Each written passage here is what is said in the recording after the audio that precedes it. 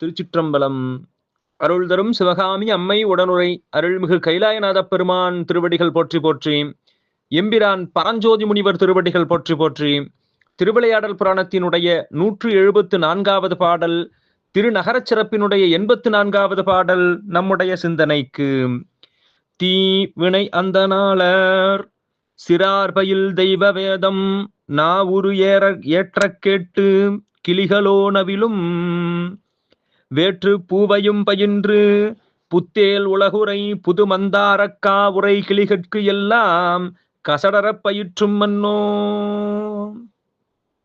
தீ வினை அந்தணாளர், தீயால் யாகம் செய்யக்கூடிய அந்தணர்கள் சிறார் பயில் தெய்வ வேதம், அங்கே அந்தண சிறுவர்கள் பயின்று கொண்டிருக்கக்கூடிய அந்த வேத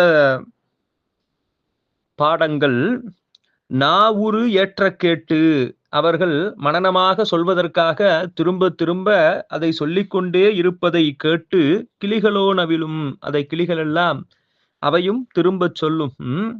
வேற்று பூவையும் பயின்று, வேறிடத்தில் உள்ள நாகனவாய் பறவையும் அதை அந்த கிளிகள் சொல்வதை கேட்டு கேட்டு பயின்று புத்தேல் உலகுரை புது மந்தார காவுரை கிளிகட்கு, அங்கே தேவர் உலகத்திலே இருக்கக்கூடிய கற்பகச் சோலையிலே இருக்கக்கூடிய கிளிகளுக்கு எல்லாம் கசடர பயிற்றும் மன்னோ, அந்த கிளிகளுக்கெல்லாம் இந்த வேதங்களை எவ்வித குற்றமும் இன்றி சிறப்பாக பயிற்றுவிக்கின்றன என்று அந்த நாகனவாய் பறவையும் இங்கே இருக்கக்கூடிய கிளிகளும் அங்கே தேவலோகத்திலே இருக்கக்கூடிய கிளிகளுக்கு பாடம் சொல்லுகின்ற அளவிற்கு வேத பாராயணம் பயிற்சியும் நிறைந்த இடமாக அந்த மதுரையிலே இருக்கக்கூடிய மறையவர் வீதி விளங்கியது என்று மதுரை மாநகரத்தினுடைய அந்தணர் வீதியின் சிறப்பை நமக்கு எடுத்து எம்புகின்றார் பரஞ்சோதி முனிவர். திருச்சிற்றம்பலம்.